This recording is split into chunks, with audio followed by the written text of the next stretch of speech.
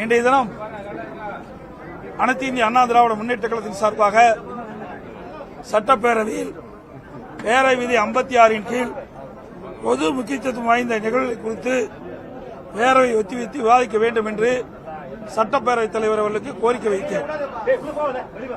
அவர் அந்த கோரிக்கையை நான் ஏற்கின்றேன். அதே சமயத்தில் இது குறித்து முதலமைச்சர் அவர்கள் ஒரு சில விளக்கத்தை அளிப்பார்கள் என்று குறிப்பிட்டார். நான் சட்டப்பேரவைத் தலைவரிடத்திலே கேட்டுக்கொண்டதெல்லாம் கரூர் சம்பவம் குறித்து முதல்வர் கருத்து சொல்வது என்றால் இது பிரதான எதிர்க்கட்சி அனைத்து இந்திய அண்ணா திராவிட முன்னேற்ற கழகம். கரூர் சம்பவம் நடைபெற்ற நிகழ்வு குறித்து பிரதான எதிர்க்கட்சி என்ற முறையில் எங்களுடைய கருத்துக்கள் தெரிவித்த பிறகு முதலமைச்சர் பதிலளிப்பதுதான் பொருத்தமாக இருக்கும் என்று நான் குறிப்பிட்டேன். சட்டப்பேரவைத் தலைவர்கள் 56 விதி எண் 56 கீழ் பேசுவதற்கு வாய்ப்பு கொடுக்கிறேன் என்று சொல்லிவிட்டு உடனே முதலமைச்சர் அவர்களை அழைத்து நீங்கள் அரசனுடைய கருத்தை குறிப்பிடலாம் என்று அவருக்கு அனுமதி கொடுத்தார். நான் இது முக்கிய பிரச்சனை என்ற காரணத்தினால் இன்றைக்கு 41 பேர் உயிரிழந்து மிக துயரமான சம்பவம் என்ற காரணத்தினால் நாங்கள் அமைதி காத்து சட்டப்பேரவைத் தலைவர் சொன்னதற்கு சம்மதித்து முதலமைச்சர் அவர்கள் என்ன கருத்தை சொல்வார் என்பதை நாங்கள் கேட்போம் என்று அங்கேயே அமர்ந்து முதலமைச்சர் சொன்ன கருத்துக்கள் எல்லாம் நாங்கள் அமைதியாக கேட்டுக்கொண்டிருந்தோம். அவர் இந்த திராவிட முன்னேற்ற கழக அரசு இந்த கரூர் நிகழ்வு குறித்து என்னென்ன நடவடிக்கை எடுக்கப்பட்ட என்ற விவரத்தை தெரிவித்தார். அதுக்கு பிறகு பிரதான எதிர்க்கட்சி என்ற முறையில் பேரவை விதி 56 கீழ் நான் பேசுவதற்காக அனுமதி கேட்டேன். அனுமதி கொடுத்தார்கள். அந்த அடிப்படையில் நான் பேச ஆரம்பித்தேன். அதில் 27/9/2025 அன்று வேலுச்சாமிபுரத்தில் தமிழக வெற்றிக் கழகத்தின் தலைவர் அவர்கள் மக்கள் சந்திப்பு கூட்டம் பேசிக் கொண்டிருந்த பொழுது ஒரு 10 நிமிடத்திற்கு பேசிக் கொண்டிருந்திருப்பார். அந்த சமயத்தில் ஒரு செருப்பு வந்து விழுகின்றது. இதெல்லாம் நான் சட்டமன்றத்தில் பேசினா அதை நீக்கி விடுவாங்க. அதனால இங்க மக்களுக்கு தெரிவிப்பதற்காக ஊடகத்தின் வழியாக தெரிவிப்பதற்காக தெரிவிக்கிறேன். நாங்கள் ஊடகத்தில் வந்த செய்தி தான் தெரிவிக்கிறேன். 10 நிமிஷம் தான் அதில் பேசிட்டு இருந்தார் அந்த கூட்டத்தில். உடனே ஒரு செருப்பு வந்து விழுகுது. அதை பற்றி இந்த அரசு அவருடைய கருத்து எதுவுமே சொல்லல. அதுக்கு பிறகு கிட்டத்தட்ட அந்த கூட்ட நெரிசலில் சுமார் 41 பேர் இன்றைக்கு இறந்திருக்கின்றார்கள். அதில் 10 குழந்தைகள், 18 பெண்கள், 13 பேர் ஆண்கள் என்று தகவல் கிடைத்திருக்கின்றன. அதோடு இந்த திரு ஸ்டாலின் தலைமையில் இருக்கின்ற அரசாங்கம் இந்த கூட்டத்திற்கு முழுமையான பாதுகாப்பு கொடுக்கப்பட்டிருந்தால் இந்த உயிர் வலியை தவிர்த்திருக்கலாம். ஆனால் இந்த அரசாங்கம் எதிர்க்கட்சிக்கு ஒரு நீதி, ஆளுங்கட்சிக்கு ஒரு நீதியாகத்தான் பார்க்கப்படுகிறது. அது எந்த எதிர்க்கட்சியா இருந்தாலும் சரி. அந்த அடிப்படையில் முழுமையான பாதுகாப்பு கரூர் வேலுச்சாமிபுரத்தில் நடந்த கூட்டத்திற்கு காவல்துறை பாதுகாப்பு அளிக்காத காரணத்தினால் இந்த அரசுடைய அலட்சியத்தால் 41 பேர் உயிரிழந்திருக்கின்ற சம்பவத்தை நான் குறிப்பிட்டேன். அதுவும் அவர்கள் அவைக்கு பொழுது நீக்கிவிட்டார் என்று கருதுகிறேன். இதெல்லாம் நடந்த சம்பவம் தான், புதுசா நான் எதுவுமே சொல்லல. அதோடு ஏற்கனவே தமிழக வெற்றி கழகத்தின் தலைவர் 4 மாவட்டத்தில் மக்கள் சந்திப்பு கூட்டத்தை நடத்தியிருக்கார். திருச்சி, அரியலூர், நாகப்பட்டினம், அதுபடுத்து திருவாரூர், அதுக்கு பிறகு நாமக்கல், அப்புறம் தான் கரூருக்கு வந்தார். ஏற்கனவே 4 கூட்டத்தில் எவ்வளவு மக்கள் அந்த நிகழ்ச்சியில் பங்கு பெறுவார் என்று காவல்துறைக்கு தெரியும், உளவுத்துறைக்கு தெரியும், அரசுக்கும் தெரியும். அதற்கு ஏற்றவாறு இடத்தை ஒதுக்கி இருக்க வேண்டும். அவர் கேட்ட இடத்தை ஒதுக்கல. அதோடு எவ்வளவு மக்கள் வருகின்றார்களோ அதற்கு ஏற்றவாறு காவலர்கள் பாதுகாப்பு பணியில் ஈடுபட்டிருந்தால் உயிர் சேதத்தை தடுத்திருக்கலாம். அதுவும் செய்ய அரசு தவறிவிட்டது. அதோட காவல்துறை அதிகாரிகள் ஒரு பேட்டியில் குறிப்பிட்ட பொழுது தமிழக வெற்றி கழகம் கரூரில் மக்கள் சந்திப்பு கூட்டத்தில் 500 காவலர்கள் பாதுகாப்பு பணியில் ஈடுபட்டு சொன்னாங்க. அப்படி தொலைக்காட்சியில் நான் பார்த்தேன், ஊடகத்தில் பார்த்தேன். ஆனா அப்படி 500 பேர் அந்த மக்கள் சந்திப்பு கூட்டத்தில் காவலர் இருந்தால் என்றால் இல்லை என்பதுதான் தெளிவா தெரியுது. எல்லா ஊடக நபர்களும் நீங்க இருக்கிறீங்க, எங்களுக்கு எல்லாம் உங்களுடைய தொலைக்காட்சியில் பார்த்து தான் அந்த கருத்து சொல்றேன். எவ்வளவு பேர் அந்த ஸ்பாட்ல இருந்தாங்க? இந்த மக்கள் சந்திப்பு கூட்டத்தில் தமிழக வெற்றி கழக தலைவர் பேசுகின்ற பொழுது எவ்வளவு காவலர் அந்த இடத்துல இருந்தாங்க?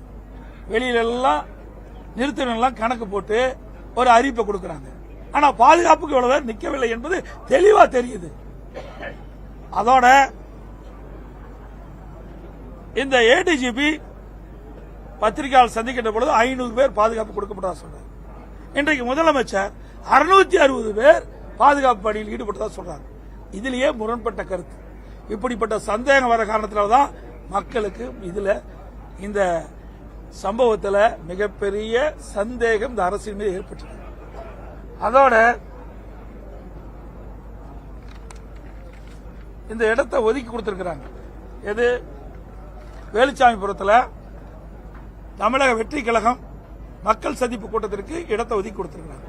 இந்த இடம் அதிமுக தலைவருடைய பிறந்தநாள் வருகின்ற பொழுது இந்த இடத்தை நாங்கள் கேட்டோம்.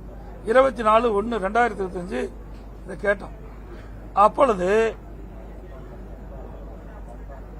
எங்களுடைய பொன்மனச்சம்பல் புரட்சித் தலைவர் எம்ஜிஆருடைய 108வது பிறந்தநாள் பொதுக்கூட்டம் நடத்த வேண்டும் என்று நாங்கள் கேட்ட பொழுது அந்த கூட்டம் அந்த இடத்தில் நடைபெற இந்த காவல்துறை அனுமதி கொடுத்தது. அதுக்கு அவர்கள் சொன்ன கருத்து நிறைய 4 பாயிண்ட் இருக்குது. அதில் ஒன்றை மட்டும் நான் சொல்றேன். தாங்கள் பொதுக்கூட்டம் நடத்த அனுமதி கேட்ட வேலுச்சாமிபுரத்தில் அதிக அளவில் மக்கள் போக்குவரத்து மிகுந்த பகுதி என்பதாலும் குறுகிய சாலை என்பதாலும் கூட்டம் கூடும்போது 2 புறம் முன் சாலை மறைக்கும் சூழல் ஏற்படுது. இதனால நாங்க கொடுக்க மாட்டோம். ஏற்கனவே நிராகரிக்கப்பட்ட இடம். அப்படி இடத்துல எங்களுக்கு கூட்டம் நடத்துவதற்கு அந்த இடத்தை தான் கொடுத்தாங்க. ஏற்கனவே எங்க கூட்டம் நடத்த வேணும் கேட்டோம். ஆனா அப்ப மறுத்து நாங்க நீதிமன்றம் போன எழுச்சி பயணத்தின் போது கரூரில் சட்டமன்ற தொகுதியில் எழுச்சி பயணத்தை மேற்கொள்கின்ற பொழுது கரூரில் அங்க கூட்டம் நடத்துவதற்காக எங்களுடைய மாவட்ட செயலாளர் பல இடத்துல கோடிட்டு காட்டி அனுமதி கேட்டாரு. அனுமதி மறுக்கப்பட்டு நீதிமன்றத்துக்கு போனோம். நீதிமன்றம் ஒரு ஆணை பிறப்பிக்கப்பட்டது. அங்க இருக்கிற மாவட்ட காவல்துறை கண்காணிப்பாளர்கள் நீங்களே நேரடியாக தலையிட்டு அவர்களுக்கு தகுந்த இடத்தை ஒதுக்க வேண்டும் என்று அப்படி இருந்தும் அவர்களுக்கு கொடுக்கப்படவில்லை. நான் தேதி குறிப்பிட்டு விட்டேன். எங்களுடைய எழுச்சி பயணம் தொடர்ந்து இருக்குது. அப்ப வேற வழி இல்லாம இந்த அவர்கள் நிராகரிக்கப்பட்ட இடத்தையே எங்களுக்கு கொடுத்தாங்க. சரி இருந்தாலும் பரவாயில்லை என்று நாங்கள் எடுத்து நடத்தினோம். அதே இடத்தை தான் இன்றைக்கு தமிழக வெற்றி கழகத்திற்கு மக்கள் சந்திப்பு கூட்டத்திற்கு அவர்களுக்கு இதை கொடுத்திருக்கிறாங்க. அவர்களே இப்படி நிராகரிக்கப்பட்ட இடத்தை எப்படி கொடுப்பது? ஏற்கனவே 4 மாவட்டத்தில் அவர் மக்கள் சந்திப்பு கூட்டம் நடத்திருக்கிறாங்க. எவ்வளவு மக்கள் கூடுவார் என்பது இந்த அரசுக்கு தெரியும், காவல்துறை தெரியும். அப்படி இருந்தும் இதில் ஏதாவது ஒரு அசம்பாவம் ஏற்பட வேண்டும் என்ற திட்டமிட்டு உள்நோக்கத்தோடு தான் இந்த இடத்தை வேலுச்சாமிபுரத்தை கொடுத்திருக்காங்க என்றுதான் மக்கள் பேசுறாங்க. முழுமையா இதுதான் உண்மை என்று நாங்களும் கருதுறோம். அது மட்டும் இல்லை, ஏன்னா ஏற்கனவே முதலமைச்சர் அவர்கள் 30 விழா நடத்தினார். 1 லட்சம் பேர் கலந்துனார். ஏன் அந்த இடத்தை கொடுத்திருக்கலாம்ல? அப்படி கொடுத்துட்டு அந்த அசம்பாவத்தை தடுத்திருக்கலாம்ல? ஆனா அதெல்லாம் கொடுக்கல. இப்படி ஏதாவது ஒரு சம்பவம் நடக்க வேண்டும் என்று இந்த அரசு திட்டமிட்டு தான் இந்த ஏற்கனவே அனைத்து இந்திய அண்ணா திராவிட முன்னேற்ற கழகம் கேட்ட இடத்தை கொடுக்காமல் அவர்கள் நிராகரிக்கப்பட்ட அந்த இடத்தை எங்களுக்கு ஒதுக்கினாங்க. அதே இடத்தை நிராகரிக்கப்பட்ட காவல்துறை நிராகரிக்கப்பட்ட அந்த இடத்தை தான் தமிழக வெற்றி கழகத்தை கொடுத்திருக்கிறாங்க. அப்படி கொடுத்து இப்படிப்பட்ட சம்பவம் இந்த அரசினால் தான் ஏற்பட்டது. காவல்துறை அலட்சியத்தால் காவல்துறை முழுமையாக பாதுகாப்பு கொடுக்காம இந்த சம்பவம் நடைபெறும் என்று திட்டமிட்டு தான் நடைபெற்றதால் மக்கள் சந்தேகிக்கிறார்கள். அதோட இந்த 41 பேர் இறந்திருக்கிறாங்க. மயக்கமுட்ட உடனே ஆம்புலன்ஸ் வந்து அவரெல்லாம் மருத்துவமனைக்கு சேர்க்கப்பட்டாங்க. அன்று காலை வரை 39 பேர் இறந்துட்டாங்க. அடுத்த நாள் காலையில் 2 பேர் இறந்திருக்கிறாங்க. மொத்தம் 41 பேர். இதுல அவசரமா ஒரு நபர் கமிஷன் அமைக்கிறாங்க. அவசரமா பதற்றத்தோட அங்க உடற்கூறு இறந்தவருடைய உடற்கூறு ஆய்வு செய்ய வேண்டும் ஒரு உத்தரவு பிறப்பிக்கப்பட்டு மாவட்ட ஆட்சியர் பிறப்பிக்கப்பட்டு இரவு 1:45 மணிக்கு அந்த பணியை துவக்குறாங்க. அந்த கரூர் அரசு பொது மருத்துவமனையில் 2 டேபிள் தான் இருக்குது. அதுக்கு மின் விளக்குகள்லாம் வேணும், அதுக்கு வேண்டியான வசதியெல்லாம் வேணும். அது 2 தான் இருக்குது. அப்படி 2 இருக்குதுன்னா இப்ப அமைச்சர் வந்து 3 இருக்குன்னு சொல்றாரு. சரி 3னே வச்சுக்கலாம் அவர் சொல்லபடி. அந்த 3 டேபிள்ல இன்றைக்கு கிட்டத்தட்ட 39 பேர் இறந்ததை எப்படி உடற்கூறு செய்யும்? பிரேத பரிசோதனை செய்ய வேண்டும் என்றால் அந்த பிரேத பரிசோதனை செய்யக்கூடிய மருத்துவர் தான் செய்ய முடியும், வேற மருத்துவர் செய்ய முடியாது என்று மருத்துவர் சொல்றாங்க. அப்படி அந்த மருத்துவமனையில் அவ்வளவு மருத்துவர் இல்லை. அப்படியே வெளியிலிருந்து 22 பேர் வரவழைச்சுங்கிறாங்க. அப்படி வெளியிலிருந்து 22 பேர் வளைச்சாலும் அங்கு இருக்கின்றது முதல்ல இங்க அமைச்சர் சொன்னதை பார்த்தா 3 டேபிள் தான் இருக்கு சொல்றாங்க. 3 டேபிள்ல 1:45 மணியிலிருந்து நான் 8 மணிக்கு போகும்போது 31 பேர் உடற்கூறு ஆய்வு செய்யப்பட்டு விட்டது. ஆக ஒரு உடற்கூறு ஆய்வு செய்வதென்றால் ஒரு உடலை உடற்கூறு ஆய்வு செய்வதென்றால் 1.5 மணி நேரம் வேணும். உடற்கூறு ஆய்வு செய்த பிறகு என்னென்ன காரணத்திற்காக அவர் இறந்தார் என்ற ரெக்கார்டெல்லாம் பண்ண வேணும். ஆக இப்படி இந்த செயல்பாடெல்லாம் செய்வதற்கு சுமார் 1.5 மணி நேரம் தேவைப்படுவதாக மருத்துவர் சொல்றாங்க. அப்படி இருக்கின்ற பொழுது 31 பேர் எப்படி இவ்வளவு வேகமாக விரைவாக உடற்கூறு செய்ய முடியும் என்ற ஒரு சந்தேகம் மக்களிடத்திலே இன்றைக்கு பரவி இருக்குது, எழுந்திருக்குது. அது அச்சத்தை போக முடியும், அரசுடைய கடமை. இதுக்கு நாங்க இந்த கேள்வி கேட்டோம், அதுக்கு ஏதோ பதில் சொல்றாங்க. அதோட ஒரு நபர் கமிஷன் அமைக்கப்பட்டாங்க. அதோட கரூரில் நடந்த சம்பவம் குறித்து விசாரணை மேற்கொள்வதற்காக அங்க இருக்கின்ற ஏடிசிபி ஒருத்தர் நியமிக்கிட்டாங்க. இப்படி 2 பேரும் பணி துவக்கிட்டாங்க. அப்படி ஒரு நபர் கமிஷன் அமைக்கப்பட்ட உடனே அவருக்கு தேவையான உதவியாளர் நியமிக்கல, அலுவலர் நியமிக்கல. அங்க இருக்கிற கம்ப்யூட்டர் மற்ற வசதியெல்லாம் செய்து கொடுக்கணும், உட்கட்டமைப்பு வசதியெல்லாம் செய்து எதுவுமே செய்யல. உடனே ஒரு நபர் கமிஷன் ஆணையத்தில் இருக்கின்றவர் உடனே மதியம் 1 மணிக்கு போனான்னு அரசு சொல்லுது. 1 மணிக்கு போய் அங்கு பாதிக்கப்பட்டவர் பாக்குறாங்க. அப்ப பாதிக்கப்படுகின்ற பொழுது அவரிடத்தில் விவரத்தை கேட்கிறாங்க. அந்த விவரத்தை யார் பதிவு செய்து? உதவியாளரே இல்ல, பதிவு செய்திருக்க நேர்முக உதவியாளரும் இல்ல. ஆக இதையெல்லாம் ஒரு டிராமாவாக ஒரு நாடகமாக இந்த அரசாங்கம் அரங்கேற்றி உண்மை சம்பவத்தை மறைப்பதற்காக இந்த அரசு எடுத்த நாடகம் தான் என்பது வெட்ட வெளிச்சமாகுது. அதோடு தலைமைச் செயலகத்தில் 3 துறை செயலாளர்கள், பொறுப்பு டிஜிபி, சட்ட ஒழுங்கு ஏடிஜிபி, இவர்கள் ஒரு குழுவாக இருந்து பேட்டி கொடுக்கிறாங்க. என்ன இந்த அரசாங்கம் எதுக்கு பேட்டி கொடுக்க நியமிச்சிருக்கிறாங்க? அரசு போட்ட திட்டங்களை மக்களுக்கு எடுத்து சொல்வதற்கு தான் நியமிக்கப்பட்டாங்க. ஆனா தமிழக வெற்றி கழக தலைவர் இதெல்லாம் பின்பற்றி இருந்தா இந்த விபத்து நடக்காதுன்னு சொல்றாங்க. இது எப்படி? ஒரு நபர் கமிஷன் அமைக்கப்பட்டு விட்டது. எந்த செய்தியாக இருந்தாலும் அந்த தகவலை அந்த ஒரு நபர் கமிஷன் தான் முறையிட வேண்டும்.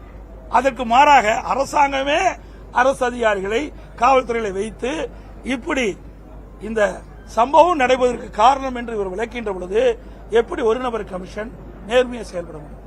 அரசனுடைய கருத்து இப்படி, அரசாங்கம் தான் ஒரு நபர் கமிஷன் நியமிக்கிட்டு இருக்குது. அப்படி இந்த கருத்தின் அடிப்படையில் ஒரு நபர் கமிஷன் அறிக்கை தாக்கல் செய்வாங்க.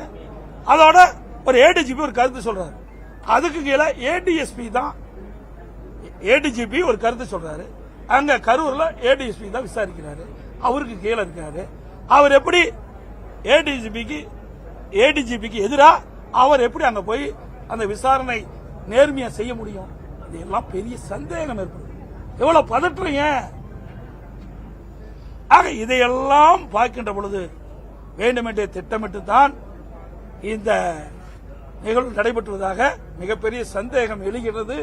41 உயிர் போவதற்கு இந்த அரசாங்கம் அலட்சியத்தின் காரணமாக, காவல்துறையுடைய பாதுகாப்பு குறைபாட்டின் காரணமாகத்தான் நடந்திருக்கு என்பது எதேச்சையாக தெரிகிறது. அது மட்டுமல்ல, இதே இந்த அரசாங்கத்திலேயே கிட்னி முறைகேடு நடந்தது. உடனே இந்த அரசாங்கம் சம்பந்தப்பட்ட மருத்துவமனையில் சோதனை பண்ணாங்க. அந்த சோதனையில் கிட்னி முறைகேடு நடைபெற்றதாக கண்டறியப்பட்டு அந்த உறுப்பு மாற்று அறுவை சிகிச்சை அனுமதி ரத்து பண்ணாங்க. அங்க ஒருவர் நீதிமன்றத்துக்கு போறார். நீதிமன்றத்துக்கு போய் அந்த நீதிமன்றத்தில் இன்றைக்கு ஒரு உத்தரவு கொடுக்குது. அதுல சென்னை உயர்நீதிமன்ற மதுரை கிளை சிறப்பு விசாரணை குழு SIT நியமிக்க வேண்டும் ஒரு உத்தரவு போடுது. அந்த உத்தரவை இந்த அரசு எங்க நிறைவேற்றி? இதுல காட்டுற அக்கறை, வேக வேகமாக கரூர் சம்பவத்திற்கு ஒரு நபர் கமிஷன் அமைக்கிறீங்க. இதே கிட்னி முறைகேடு நடைபெற்றுவதாக இந்த அரசாங்கமே கண்டுபிடித்து அது நடந்தது உண்மை என்று இந்த அரசாங்கம் வெளிப்படுத்தி அங்க அதன் தொடர்பாக சென்னை உயர்நீதிமன்றம் மதுரை கிளையில் விசாரிக்கப்பட்டு அதுக்கு ஒரு விசாரணை குழு சிறப்பு விசாரணை குழு அமைக்கப்பட்டு SIT நியமிக்கிறாங்க. அதுக்கு ஏன் இன்ன வரைக்கும் விசாரணை மேற்கொள்ளாங்களா? இல்லையே. அதை எதிர்த்து உச்சநீதிமன்றம் தான் போறாங்க.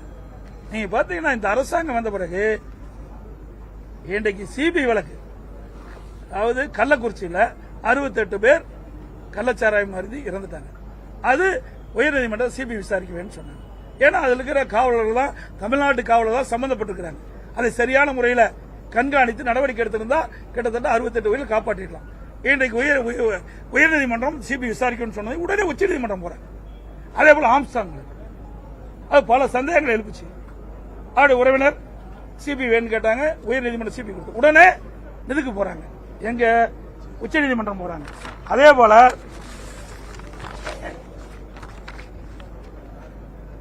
மதுரை சரி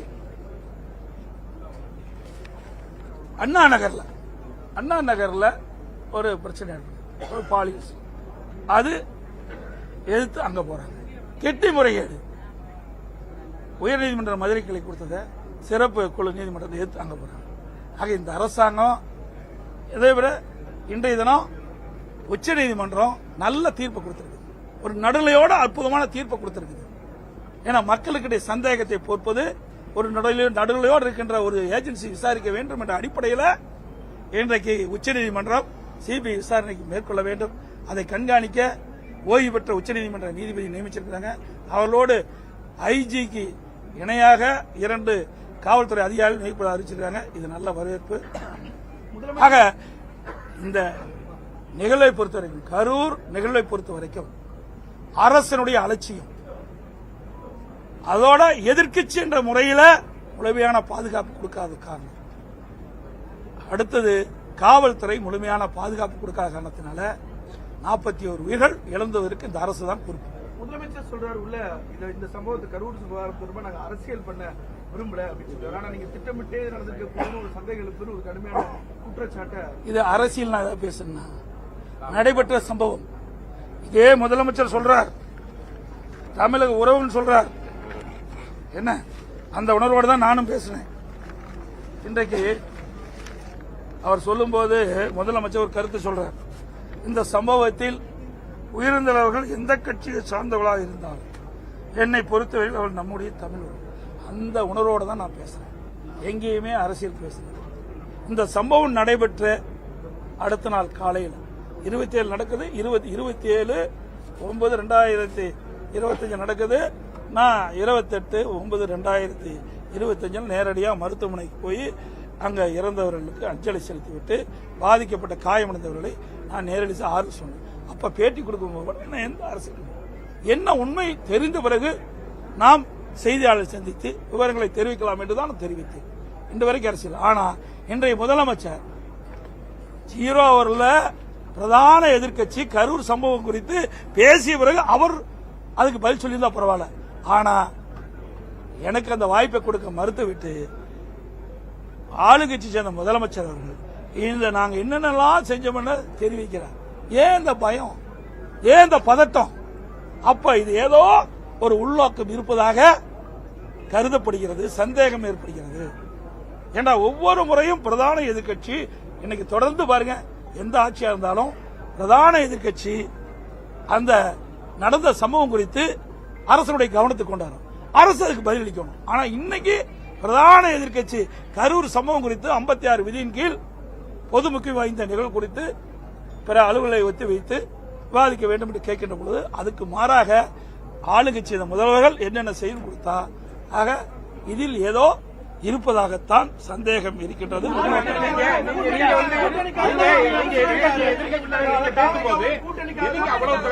சபாநாயகர் அவ்வளவு பேசினாரு, மற்ற எல்லாமே பேசுறது என்ன டார்கெட் பண்ணி? ஏன்னா நீங்க பேச முதல்வர் பதிலளிப்பான்னு சொல்ல போது எதுக்காக உங்களையும் டார்கெட் பண்ணி பேசுறாங்க? அந்த தாவேகோட கூட்டணி ஒண்ணு வந்துச்சு. இப்ப எதனால பேசலாம சபாநாயகர் எதுக்காக உங்களுக்கு பதட்டம்? ஏன்னா நீங்க சிபிஐ விசாரணை மேற்கொள்ளப்பட்டு விட்டாங்க. உச்சநீதிமன்ற ஓய்வு பெற்ற நீதிபதி அதை கண்காணிக்கிறாங்க. பிறகு உச்சநீதிமன்றம் இந்த வழக்கை கண்காணிக்கும் சொல்லிட்டாங்க. இதுலதான் பல பிரச்சனை இருக்குது. நான் ஏற்கனவே சொன்னேன், நான் முழுமையா நான் சொல்லல. இருந்தாலும் அந்த கூட்டம் நடந்துகிட்டு இருக்கும்போது செருப்பு விசுறாங்க, உடனே ஆம்புலன்ஸ் வருது, விளக்கு மின்சார விளக்கு அணைக்கப்படுகிறது, தடியடி பிரயோகம் செய்யறாங்க. இப்படி நடக்கின்றது. இந்த கூட்ட நெரிசல் இப்படிப்பட்ட சம்பவம்லாம் நடந்தது. இதையெல்லாம் விசாரணையில் வரும். இந்த பயம் இருக்குது. இதை என்ன நான் முழுமையா நான் சொல்லல. அது விசாரணையில் வரும்போது நாட்டு மக்களுக்கு ஊடகத்தின் மூலமாக தெரிவிச்சா நல்லா இருக்கு. அதாவது இன்னொன்னு அவர் இதுக்கு அதுக்கு அவருக்கு வேற வழி இல்லையே, வேற இதைத்தானே சொல்லி ஆகணும். அவர் இந்த ஆட்சியில் நடைபெற்ற தவறை மறைப்பதற்கு இப்படி ஒரு கருத்து நீங்க சப்போர்ட் பண்றாங்க சொல்லிட்டே இருந்தாரு. நாங்க சப்போர்ட் எதுக்கு பண்றோம்? ஒரு இவரே தானே சொன்னாரு, எந்த அரசியல் கட்சி தலைவரும் பார்க்கல, தமிழக உறவுன்னு சொல்றாருல. இவர் சொன்னது நியாயம், நாங்க சொன்னா தப்பு. நாங்க அந்த உணர்வோட தான் பேசுறத பதிவு வச்சிருக்கிறேன். ஆக இந்த கட்சி அந்த கட்சி என்றெல்லாம் பார்க்கல. நான் எழுச்சி சுற்றுப்பயணம் மேற்கொண்டு போது ஒரு 4-5 மாவட்டத்தில் கொடுத்தாங்க. மீது எந்த இடத்துலயுமே போலீஸ் பாதுகாப்பை கொடுக்கல.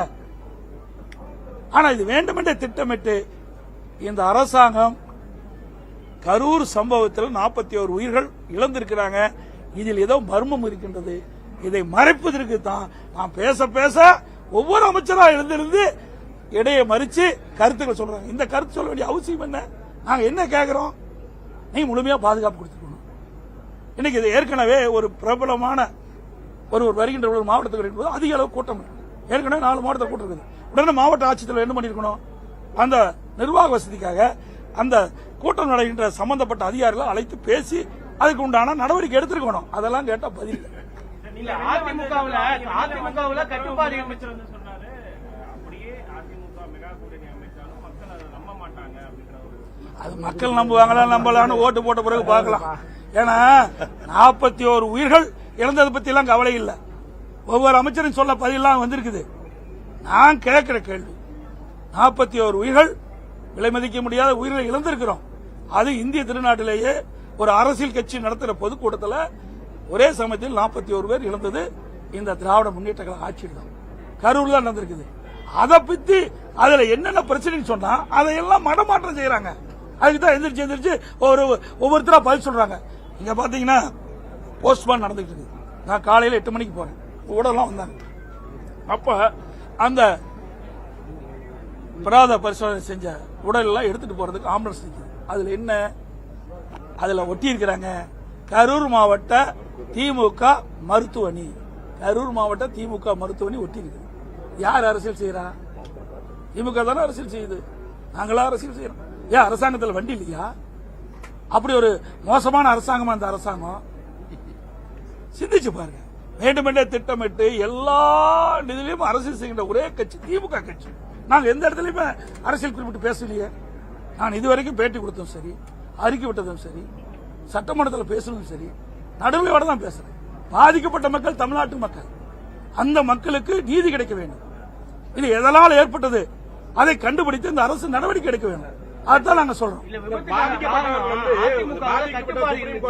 ஆனா தாவேக்காவுல கட்டுப்பாடு இல்ல. கட்டுப்பாடு இல்லாத விபத்துக்கான காரணம் 7 மணி நேரம் தாமதம் சொல்லி விளக்கம் கொடுக்குறாங்க. எல்லாம் சிந்திச்சு பாருங்க. 4 இடத்துல கூட்டம் நடந்தது. 4 இடத்துல இதே திமுக ஆட்சி தான். திருச்சி அப்ப என்ன நடந்தது? அரியலூர் எப்படி நடந்தது? நாகப்பட்டினம் எப்படி நடந்தது? திருவாரூர் எப்படி நடந்தது? அப்பெல்லாம் இந்த அரசாங்கம் என்ன கும்பகர்ணம் தூங்கிட்டு இருந்ததா? சிந்திங்க. ஒரு அரசு தான் எல்லா பொறுப்பும். ஒரு அரசு தான் ஒரு கூட்டத்துக்கு தக்க பாதுகாப்பு கொடுக்க வேண்டும். அதில் ஏதாவது குறைபாடு இருந்தால் அந்த கட்சி தலைவர் குறைச்சு இப்படி இருக்குது, இப்படி சரி செய்யுங்க அப்படி சொல்ல வேணும். அப்புறம் மாவட்ட நிர்வாகம் இப்படி பல இடத்துல நடந்திருக்குது, இப்படிப்பட்ட கூட்டம் கூடுது, இதற்கு எப்படிலாம் நடைமுறை பின்பற்ற வேண்டும் என்ற கூட்டத்தையெல்லாம் எதுவுமே கூட்டலையே, எதுவுமே செய்யலையே. நிகழ்வு நடந்து விட்டது. இந்த நிகழ்வை மறைப்பதற்கு இந்த அரசாங்கம் ஏதோ ஒரு நாடகத்தை அரங்கேற்று. இந்த பிரீசர் பாக்ஸ் வச்சு இந்த உடற்கூறு ஆய்வு பண்ணும்போது எதனால சீக்கிரம் பண்ணான்னு சொன்னதுக்கு வந்து பிரீசர் பாக்ஸ் இல்ல அப்படின்னு மெயினா வந்து அந்த உள்ள வந்து குடிநீட்டப்பட்ட அது வந்து எவ்வளவுதான் வந்து ஒரு மருத்துவமனையில நவீனமாக்கப்பட்ட மருத்துவமனையில எவ்வளவுதான் இருந்தது, அதை பத்தி ஏதாவது சொன்னாங்களா? ஏங்க இவ்வளவு மருத்துவர் அழைக்கிறேன்னு சொல்றீங்க, குளிர்சாதன பெட்டி இந்த அரசாங்கம் நினைச்சா வராதா? ராத்திரியா மீட்டிங் போடுறீங்க, ராத்திரி என்ன மக்கள் என்ன தமிழ்நாட்டு மக்கள் ஒன்னும் தெரியாதவங்களா? எல்லாம் சிந்திச்சு பாருங்க. எவ்வளவு டாக்டர் வரவழைக்கிறீங்க, இந்த குளிர்சாதன பெட்டிய ஒரு 41 பெட்டி வரவழைக்க முடியாதா? கரூர்லயே 10-15 இருக்கும், பக்கத்துல எல்லா நகரமும் இருக்குது, நாமக்கல் இருக்குது, பக்கத்துல திருச்சி இருக்குது, எவ்வளவு வந்து குளிர்சாதன பெட்டியும் வரவழைக்கலாம். ஆனா ஏதாவது ஒரு சாக்கு போக்கு சொல்லி அதுக்கு சமாதானப்படுத்துறாங்க.